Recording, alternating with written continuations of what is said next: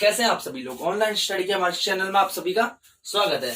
आज का हमारा टॉपिक है प्रोबेबिलिटी एंड स्टैटिस्टिक्स पार्ट 4। यानी इससे पहले हम 3 पार्ट करा चुके हैं, उनमें काफी सारी बेसिक्स और कुछ न्यूमेरिकल्स ले चुके हैं, तो उनको एक बार जाके देख लीजिए, आपको सारा चैप्टर क्लियर होते जाएगा day by day and lecture by lecture.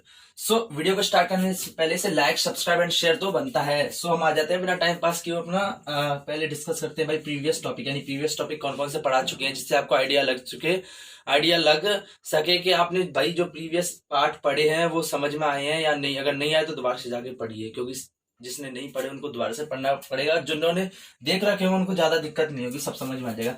Variable, random variable, different discrete random variable, continuous random variable, probability mass function, probability density function, ये सारे टॉपिक कौन कौन से जो हमने प्रीवियस 3 लेक्चर्स में कंप्लीट कर चुके हैं। उसके अलावा distribution function, continuous distribution function, cumulative distribution function for both discrete and continuous random variable and find करना, और से रिलेटेड काफी सारी न्यूमेरिकल्स करा चुके हैं।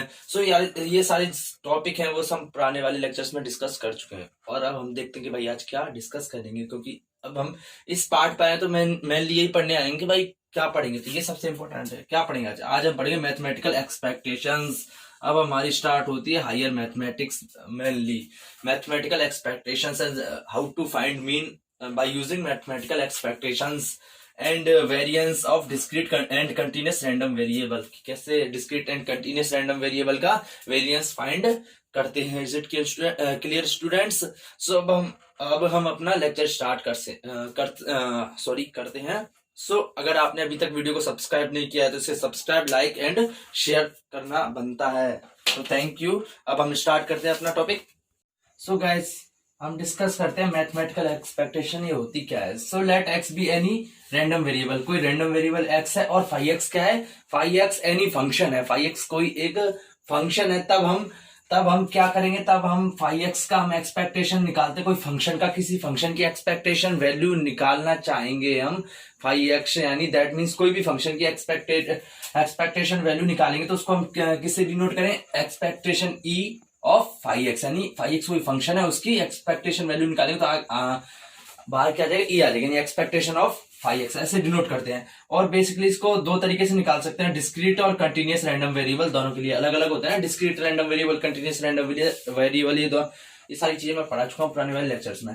तो डिस्क्रीट रैंडम वेरिएबल निकालने का फॉर्मूला क्या होता है कि कैसे निकालते हैं डिस्क्रीट रैंडम वेरिएबल के लिए एक्सपेक्टेशन ऑफ फाई एक्स कैसे निकालते हैं, समीशन ऑफ, क्योंकि डिस्क्रीट है ना, सब अलग अलग होंगे ना वैल्यू, तो इसलिए समीशन आता है, सबको जोड़ेंगे। समीशन ऑफ फाई एक्स यानी जिसका भी हमें, जिस भी फंक्शन का हमें एक्सपेक्टेशन वैल्यू निकालें phi X into P X का है यहाँ पे प्रोबेबिलिटी मास फंक्शन, क्योंकि डिस्क्रीट रैंडम वेरिएबल के लिए प्रोबेबिलिटी मास फंक्शन होता है, और कंटिन्यूअस रैंडम वेरिएबल के लिए क्या होता है स्टूडेंट्स, वो होता है प्रोबेबिलिटी डेंसिटी फंक्शन, उसको डिनोट करते हैं एफएक्स। बस फॉर्मूला सेम टू सेम ऐसे ही है। इसमें समीशन की जगह इंटीग्रेशन आ जाता है माइनस इनफाइनाइट टू इनफाइनाइट, और फाई एक्स तो इसमें भी आता है, जिस भी फंक्शन का एक्सपेक्टेशन वैल्यू निकालनी है उसको मल्टीप्लाई किससे करते हैं, पीडीएफ से करेंगे। इसमें प्रोबेबिलिटी डेंसिटी फंक्शन में इसमें किससे करते हैं, इसमें करते हैं पीएमएफ से। बस मतलब जो फंक्शन का निकालनी है एक्सपेक्टेशन वैल्यू, उसको हम मास फंक्शन या डेंसिटी फंक्शन से मल्टीप्लाई करते हैं। इसमें पी एक्स है, इसमें एफ एक्स है। Is it clear students? हम एक और बार समझते हैं दूसरे थोड़ा अनदर वे से। गाइज, हम अब कुछ स्पेशल कंडीशन लेके करते हैं कि अगर कोई फंक्शन है जिसके हमें एक्सपेक्टेशन वैल्यू फाइंड करनी है, फाई एक्स, यानी फाई एक्स था ना, हमने पता किया था फाई एक्स फंक्शन था, एक्सपेक्टेशन वैल्यू जिसकी ज्ञात करनी थी वो हमने मान लिया एक्स है, क्या है, हमने सिर्फ एक्स मान लिया। तो हम कैसे लिखेंगे, डिस्क्रीट रैंडम वेरिएबल के लिए लिखेंगे, फॉर डीआरवी के लिए हम कैसे लिखेंगे, उसके लिए लिखेंगे हम समीशन ऑफ फाई एक्स की जगह क्या आ जाएगा हमारे पास, एक्स पी एक्स हो जाएगा, एक्स पी एक्स हो जाएगा। और कंटिन्यूअस के लिए, कंटिन्यूअस रैंडम वेरिएबल के लिए क्या हो जाएगा, वो हो जाएगा integration of minus infinite to infinite, phi X की जगह क्या आ जाएगा हमारे पास, एक्स एफ एक्स dx हो जाएगा, एफ एक्स dx हो जाएगा। ये क्या है, ये हमारी expectation value of phi X किसी फंक्शन की, अगर उस फंक्शन की वैल्यू क्या हमारे पास x है, यानी कोई फंक्शन x दे रखा है तो उसकी एक्सपेक्टेशन वैल्यू डीआरवी और सीआरवी के लिए यहाँ पे होती है। और इसी को हम क्या कहते हैं, इसी को कहते हैं हम मीन। क्या कहते हैं हम, मीन यानी माध्य कहते हैं। इसको हम x बार से डिनोट करते हैं, x बार, यानी इसका मतलब है कि कोई फंक्शन x है, सिर्फ x फंक्शन है, फाई एक्स की जगह x फंक्शन है, उसकी एक्सपेक्टेशन वैल्यू ही मीन हमारी होती है। अब ये डीआरबी और सीआरबी के लिए अलग अलग हो सकती है, क्योंकि इस डीआरबी और सीआरबी का अलग अलग कॉन्सेप्ट होता है, मैंने आपको पुराने वाले लेक्चर्स में करवा चुका हूं। और हमने ये मीन पढ़ लिया, इसके बाद हम देखते हैं भाई वेरिएंस क्या होता है। सो गाइस एक बार हम पेन चेंज करते हैं, थोड़ा शायद में शायद फिनिश हो चुकी है। सो हम देखते हैं कि भाई हमें पता है कि वेरिएंस क्या होता है। वेरिएंस होता है ई की expectation value of x minus X bar का होल स्क्वायर। आपने खुद देखा होगा जो वेरिएंस निकालते हैं वो कैसे निकालते हैं, summation of x minus X bar का होल स्क्वायर अपॉन n, ये होता है ना, एक तरह से ये होता है ना। तो बस x माइनस एक्स बार का होल स्क्वायर रहेगा, एक्सपेक्टेशन वैल्यू में आ गया। जैसे इसमें आया था, इसमें क्या आया था, जो मीन होता है अपने पास वो क्या होता है, summation of x by n होता है, summation of x by n होता है ना, यही होता है। तो summation of x by n की जगह हमने क्या रख दिया, हमने रख दिया ये रख दिया एक्सपेक्टेशन ऑफ x रख दिया हमने, एक्सपेक्टेशन ऑफ फाई एक्स क्या था हमारे पास, x था, तो एक्सपेक्टेशन ऑफ x रख दिया हमने किसकी जगह, x बार की जगह। x बार क्या है, एक्सपेक्टेशन ऑफ x है ना। इसी प्रकार सो गाइस ये x bar expectation of x equals to x bar है। एक्सपेक्टेशन ऑफ x यानी फाई एक्स की जगह मैंने x रखा था, तभी तो ये वैल्यू आई थी ना, जब भी तो इसको मीन कहा था। तो एक्सपेक्टेशन ऑफ x बार है, और x बार को क्या लिख सकते हैं हम, summation of x by n, summation of x by n करना है। अब मुझे करना है, मुझे क्या करना है, मुझे इधर चेंज करना है थोड़ा, मुझे समीशन ऑफ x की जगह मुझे क्या रखना है, x माइनस एक्स बार का होल स्क्वायर लिखना है। तो मैं क्या लिखता हूँ, summation of x minus X bar का होल स्क्वायर, और नीचे n एज इट इज है, ऐसे लिखना है मुझे, है ना, इसको लिखना है। तो मैंने क्या चेंज किया, n में तो कोई चेंज नहीं किया, ऊपर फंक्शन x के फंक्शन में चेंज किया ना, तो रेस्पेक्टिवली इसमें भी x के फंक्शन में चेंज हो जाएगा। तो ये भी क्या हो जाएगा, x माइनस एक्स बार का होल स्क्वायर, और नीचे इसमें n आई नहीं जाता था, तो एज इट इज रहेगा, यानी expectation of x minus X bar का होल स्क्वायर बराबर क्या होगा, summation of x minus X bar का होल स्क्वायर बाई n। और ये क्या होता है हमारे पास, ये होती है हमारे पास वेरिएंस होता है। तो इसीलिए हमारे पास expectation of x minus X bar का होल स्क्वायर आया। Is it clear students? So थोड़ा भी जस्ट पहले पढ़ाने में थोड़ी कंफ्यूजन हो गया था, कोई दिक्कत नहीं, अब समझ में आ गया ना सारा। सो अब यहाँ तक समझ में आ गया, इसको एक बार मिटा देते हैं, फिर हम दोबारा से करते हैं। दैट मींस अब इसको हम कैसे फाइंड करते हैं, इसकी वैल्यू होती है expectation of X square minus expectation of X का whole square, expectation of X का होल स्क्वायर। गाइस इस फॉर्मूले को आगे डिराइव करते तो याद है, आप सोच रहे होंगे भाई ये कैसे हवा में आ गया, जादू हो गई, और जादू से थोड़ी आ गया, तो हम इसको डिराइव करते कैसे आया। तो इसको हम आगे सिंप्लीफाई करेंगे, तो इसको हम आगे सिंप्लीफाई करते हैं, एक्स माइनस एक्स बार का होल स्क्वायर। तो इसको खोलूंगा, तो इसको क्या करूंगा मैं, x square plus X bar का होल स्क्वायर, ए माइनस बी का होल स्क्वायर की इक्वेशन को मैं खोल लूंगा। इक्वेशन होती है ना, आपको पता होगा भाई, ग्रेजुएशन कर रही हो तो माइनस 2x बार, ये पता है आपको होती है। तो जब मैं इसको फर्दर करूंगा सिंप्लीफाई, तो ये क्या हो जाएगा, e की power expectation of X square plus expectation of X bar का whole square. Is it clear students? Expectation of X bar का whole square minus expectation of 2 तो कांस्टेंट है, तो 2 बार आ जाएगा, एक्स बार आ जाएगा। Is it clear students? यहाँ पर समझ में आ गया। अब expectation of X square plus expectation of X bar का होल स्क्वायर। एक्स बार का एक्सपेक्टेशन क्या होती है, एक्स बार की एक्सपेक्टेशन एक्स बार ही होती है, यानी मीन की एक्सपेक्टेशन वैल्यू मीन ही रहती है, वो चेंज नहीं होती। जैसे मुझे एक्स बार है ना, एक्स बार क्या एक्सपेक्टेशन ऑफ एक्स है ना। अब मैं करूं कि एक्सपेक्टेशन ऑफ एक्स बार, तो वो भी हमारे पास एक्स बार ही आएगी, तो जो मीन की एक्सपेक्टेशन वैल्यू होती है वो चेंज नहीं होती। आप खुद ट्राई कर सकते हैं, जो एक्सपेक्टेशन ऑफ एक्स बार इसमें फॉर्मूले में रख लेना, अपने आप आपको आ जाएगा, है ना। Is it clear students? So बस आप इसको खुद ट्राई करना है, सिंपल है। वैसे ट्राई करने के बार बार से काफी सारी चीजें हैं, मेरे को मेन फोकस है कि भाई क्वेश्चनों को ज्यादा सोल्व कराना, तो अभी क्वेश्चन कराने। तो इसकी वैल्यू क्या हो जाएगी, एक्स बार का होल स्क्वायर है ना, माइनस 2 ऐसे ही इसमें भी एक्सपेक्टेशन ऑफ एक्स बार आ रहा है, तो वो तो बाहर आ जाएगा। एक्स बार भी एक तरह से एस कांस्टेंट अप्लाई होता है यहाँ पे, तो एक्स बार भी बाहर आ जाएगा, और एक्सपेक्टेशन ऑफ एक्स बचा, अंदर क्या बचा, एक्सपेक्टेशन ऑफ एक्स बचा, ये बचा ना। अब इसके बाद देखो, ये expectation of X square plus X bar का होल स्क्वायर है ना। तो इसको एक बार इधर लिख लेते हैं, तो क्या होगा, यहां तक समझ में आ गया। तो इसको लिखते हैं हम एक्सपेक्टेशन ऑफ एक्स स्क्वायर।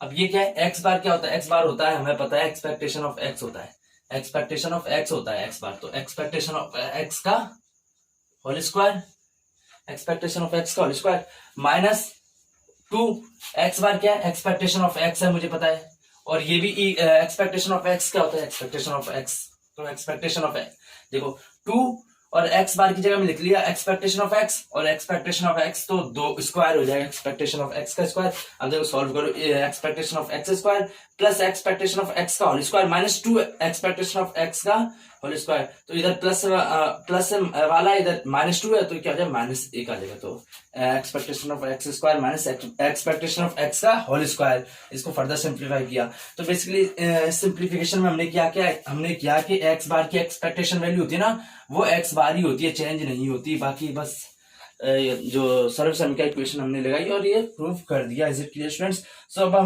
हम इन दोनों से रिलेटेड 2-3 न्यूमेरिकल्स लेते हैं जिससे आपको सारा कॉन्सेप्ट क्लियर हो जाएगा।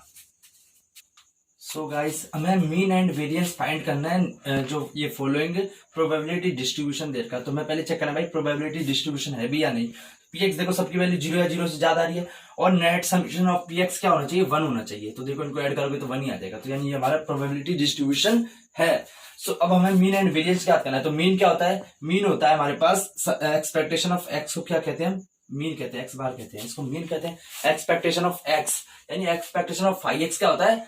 अब देखो ये देखो डिस्क्रीट के लिए करेंगे हम या कंटिन्यूस के लिए करेंगे, देखो इसमें 1 की देर के 2 की 3 की 4 की 5 की, अब हमें 1.1 1.2 इनकी तो पूरी देनी रखी ना, तो डिस्क्रीट हो गया ना एक तरह से। तो डिस्क्रीट रैंडम वेरिएबल के लिए क्या होता है, समीशन ऑफ फाई एक्स यानी कोई फंक्शन है, तो यहाँ पे फंक्शन क्या आ जाएगा, यहाँ पे एक्स आ जाएगा, क्योंकि देखो अंदर एक्सपेक्टेशन ऑफ फाई एक्स निकालते हैं तब क्या होता है summation of phi X P X, तो फाई एक्स की जगह यहाँ पे क्या है एक्स है, तो क्या जाएगा summation of X P X P X आ जाएगा, ये हमारा एक्स बार आ जाएगा। अब देख लो मल्टीप्लाई कर दो summation of X P X, summation यानी एड, तो summation of x1 P I 1 to n तक होता है ना, तो x1 P x1 plus x2 P x2 plus x3 P x3, total इसमें कितने हैं 5 हैं, तो plus x4 P x4 plus x5 P x5।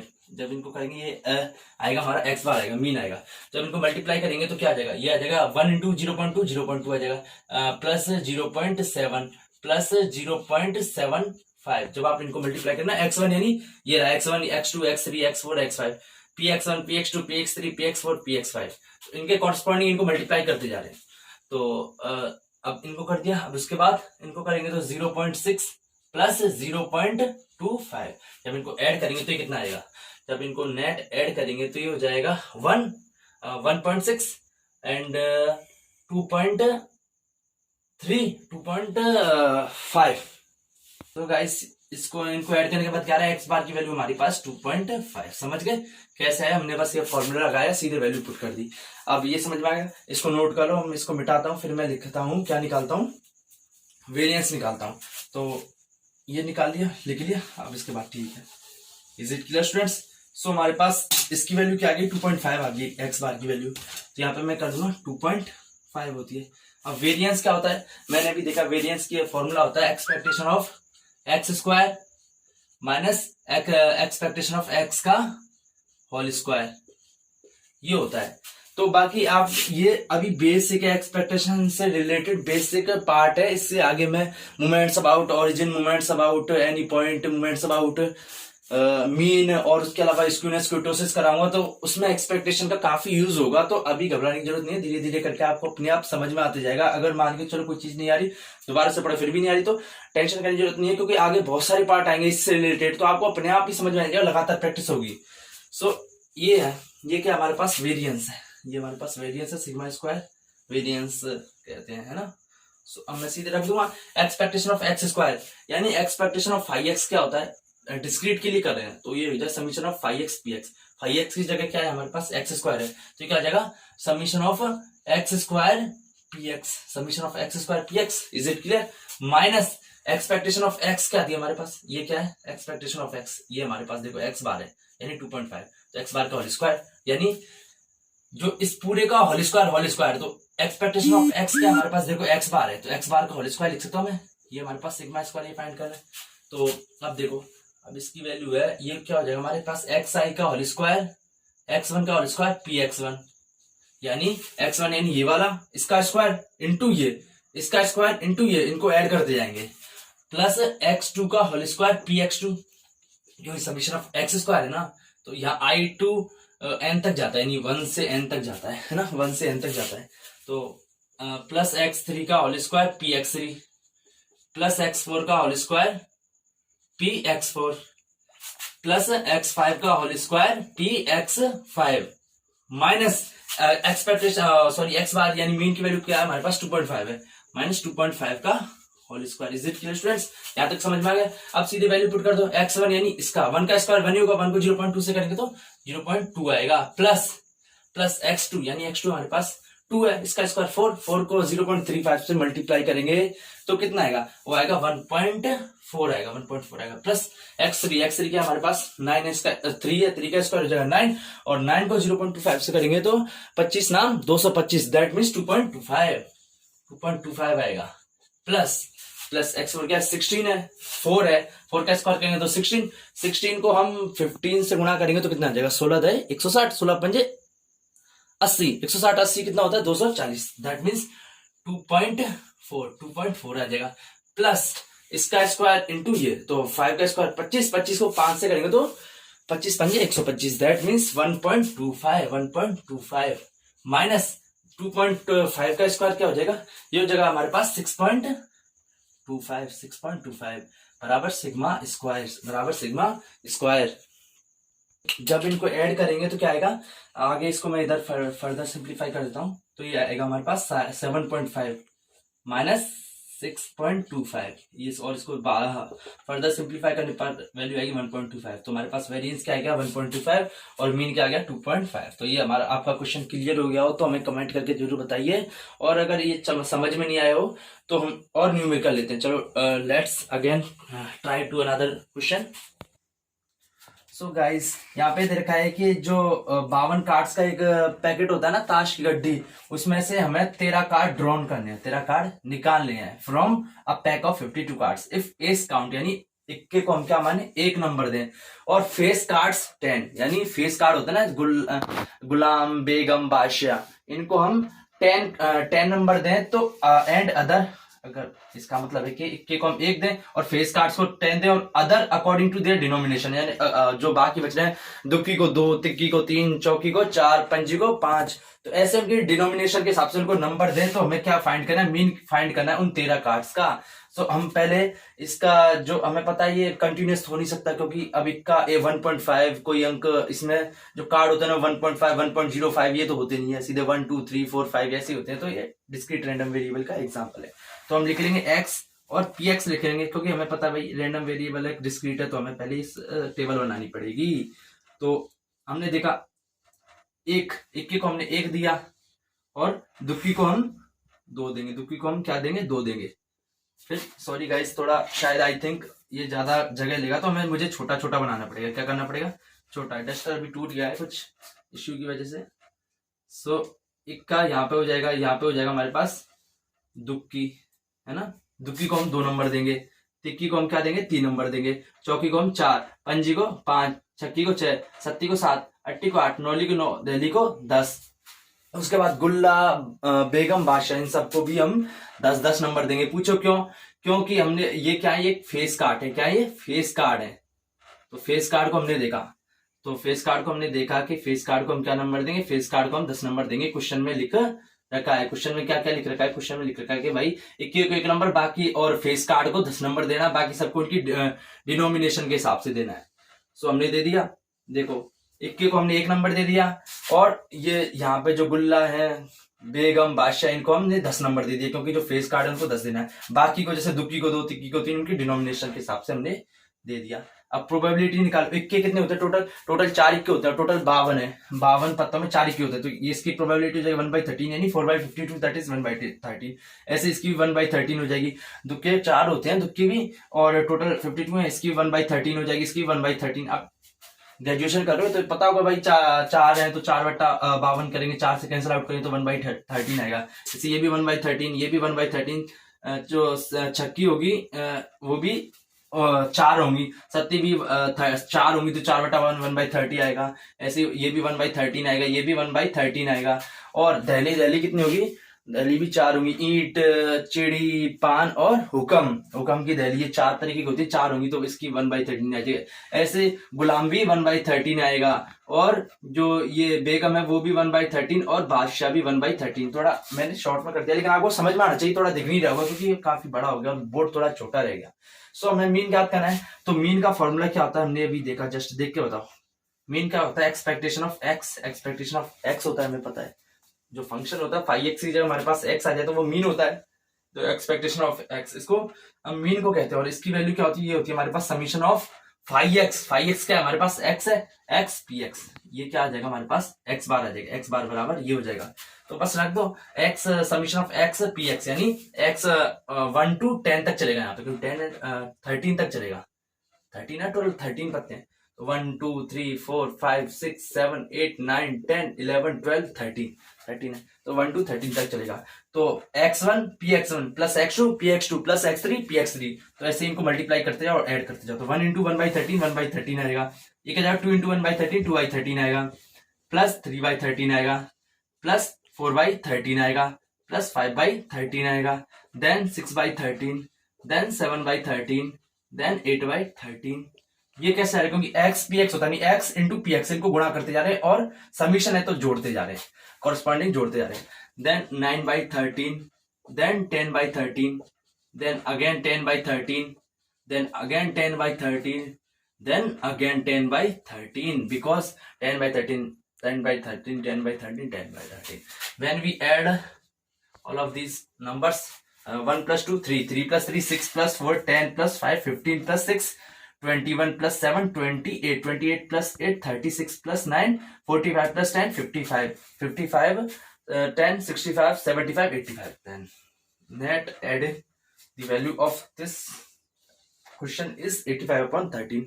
So we can say that the mean of the total score in 13 cards will equal to be 85/13. So it is the answer of this question. समझ गए students? अगर नहीं समझ में आया हो तो एक बार दोबारा से वीडियो को पॉज करके दोबारा से जाके देख लीजिए। वैसे समझ में आ गया हो, कोई नहीं है, कुछ भी नहीं है, बस सीधे फॉर्मूला रखा और वैल्यू सीधे सीधे पुट कर दी मैंने। अगर ये टेबल बन गया आपसे तो बस हो गया, ये क्वेश्चन समझ में आ गया तो क्वेश्चन हो गया। सो अब हम एक लास्ट क्वेश्चन लेते हैं। हमने डिस्क्रीट रैंडम वेरिएबल से तो 2 क्वेश्चन करा लिए, अभी कंटिन्यूअस रैंडम वेरिएबल का एक क्वेश्चन कराते हैं और इस टॉपिक को आज हम यही फिनिश करते हैं। सो गाइस क्वेश्चन दे रखा है कंटिन्यूअस रैंडम वेरिएबल x दे रखा है और उसका डेंसिटी फंक्शन fx ये गिवन है हमारे पास। तो हमें expected value and variance find करना है। तो एक्सपेक्टेड वैल्यू को हम बेसिकली मीन्स भी कह सकते हैं, मीन होता है ना, मीन को हम एक्सपेक्टेड वैल्यू भी कहते हैं। तो क्वेश्चन में मीन दे या एक्सपेक्टेड वैल्यू दे तो आप समझ जाना दोनों का मतलब एक ही है। तो फर्स्ट ऑफ ऑल हम एक्सपेक्टेड वैल्यू फाइंड करते हैं, x bar that is mean. तो कंटिन्यूअस रैंडम वेरिएबल तो यहां से देख लो, कंटिन्यूअस रैंडम वेरिएबल के लिए क्या होता है, -∞ to ∞ 5x fx dx। क्या होता है, -∞ to ∞ 5x fx dx होता है, fx dx होता है। Is it clear students? अब देखो मीन है, मीन के लिए 5x क्या हो जाएगा, 5x x के बराबर हो जाएगा, क्योंकि मीन के लिए क्या होता है, मीन के लिए 5x क्या होता है, x होता है। मैंने बताया ना 5x x होता है। तो यहाँ पे मैं क्या लिख दूंगा, यहाँ पे मैं x रख दूंगा, क्या रख दूंगा मैं, x fx dx हो जाएगा, x fx dx हो जाएगा। अब देखो -∞ to ∞ को मैं 2 इंटरवल में कर दूंगा, एक तो -∞ to 0, -∞ to 0, -∞ to 0 यानी ये वाली आ गई, इसमें fx क्या है 0, तो x into 0 dx प्लस एक हो जाएगा मेरे पास 0 to ∞, और वो क्या मेरे पास फंक्शन, वो क्या है मेरे पास x fx यानी 2e⁻²x dx। Is it clear students? तो ये तो 0 हो जाएगा, इसको तो कोई लिखने का औचित्य नहीं है, कोई मतलब नहीं है। और यहाँ से 2 कांस्टेंट है तो वो 12 आ जाएगा, 2 12 आ गया, अंदर क्या होता है 0 to ∞ x e⁻²x dx। तो ये हमारा क्या बन गया, ये हमारा गामा फंक्शन बन गया। क्या बनेगा, गामा फंक्शन। आपने पढ़ा होगा गामा फंक्शन क्या होता है। तो गामा फंक्शन ये होता है कि यहाँ पे आपको नोट करा देते हैं, integration of 0 to ∞ x⁻n−1 e⁻−ax dx। इसकी वैल्यू क्या होती है, इसकी वैल्यू होती है गामा n/a⁴n होती है, गामा n/a⁴n होती है। तो देखो यहाँ पे x⁻n−1, तो x की पावर n माइनस वन यानी यहाँ पे 1 दे रखा है, n माइनस वन की वैल्यू क्या दे रखी है, 1 दे रखी है, क्योंकि x की पावर जितनी है वो n माइनस वन के बराबर है। यहाँ पे कितना दे रखी है, 1 दे रखी है, तो n क्या हो जाएगा, n यहाँ पे 2 हो जाएगा। तो इसको मैं क्या लिखूंगा, 2 into gamma n, gamma 2 upon a, क्या है यहाँ पे a, देखो a फॉर्मूले से कंपेरिजन करो, सॉरी e आता है यहाँ पे, सॉरी e आता है यहाँ पे, e की पावर माइनस ए एक्स, तो e की पावर माइनस 2 है, तो a क्या आ जाएगा हमारे पास 2, 2 की पावर n, क्या हमारे पास n है, हमारे पास 2 है। जब इसको फर्दर सिंप्लीफाई करेंगे तो 2 इंटू गामा 2 होता है, गामा 2 होता है 1 इंटू 1 फैक्टोरियल, 1 इंटू 1 फैक्टोरियल, क्योंकि देखो गामा 2 को हम कैसे लिख सकते हैं, गामा 2 को लिख सकते हैं हम, गामा 2 को लिख सकते हैं 1 प्लस 1 लिख सकता हूँ ना मैं। तो ये फॉर्मूला जो गामा के अंदर x प्लस 1 होता है, तो क्या x बाहर आ जाता है और अंदर भी x बचता है, ऐसे इसको फर्दर खोल सकते हैं। तो इसको लिख सकता हूँ मैं 1 प्लस 1, तो 1 बाहर आ जाएगा और अंदर क्या बचेगा 1, तो इसको एक तरह से 1 फैक्टोरियल लिख सकता हूं मैं, ये 1 फैक्टोरियल है, अपॉन नीचे 2 का स्क्वायर 4। सो इसको फर्दर सिंप्लीफाई करेंगे तो 1/2 आ जाएगा।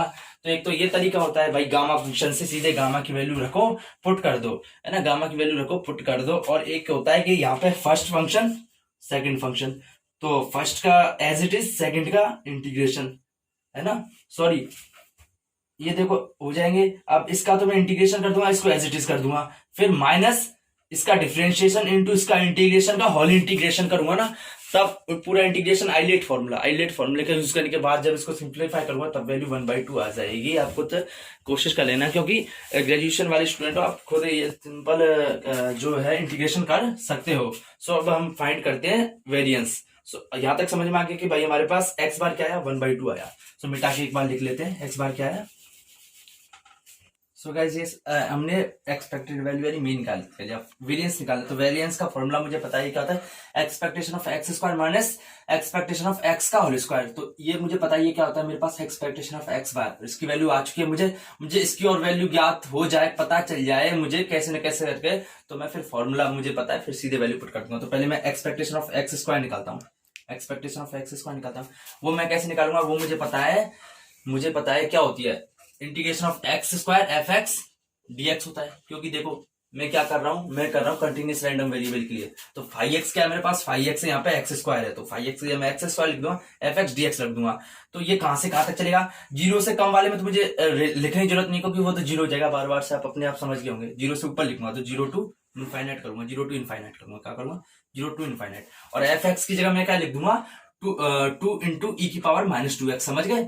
सो 2 इंटू ई की पावर -2x dx रख दूंगा, तो 2 बार आ जाएगा, 2 बार आ गया, 0 टू इनफाइनाइट एक्स स्क्वायर ई की पावर -2x dx।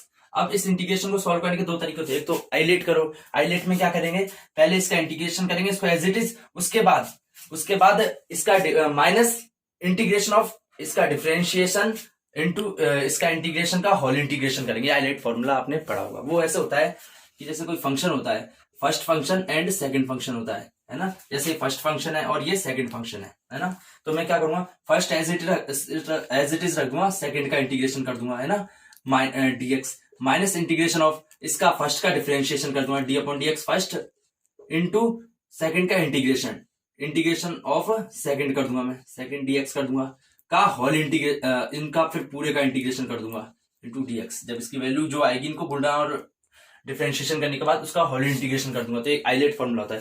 एक तो इस तरीके से कर सकते हैं, एक कर सकते हैं मैंने जस्ट अभी बताया कौन सा फंक्शन बताया, गामा फंक्शन। सो गाइस आपको गामा फंक्शन अगर आपने वैसे पढ़ तो रखा होगा, मेरे को जहां तक लग रहा है, क्योंकि आप एक्सपेक्टेशन और प्रोबेबिलिटी एंड स्टैटिक्स में आए हो, तो इससे पहले ग्रेजुएशन में करा देते। बेसिकली ये थर्ड एंड सेकंड सेमेस्टर में गामा फंक्शन बीटा फंक्शन आ जाता है। तो बेसिकली गामा फंक्शन यहाँ पे लिख रखा है कि 0 टू इनफाइनाइट एक्स की पावर n-1 e की पावर -ax dx क्या होता है, gamma of n upon a की पावर n।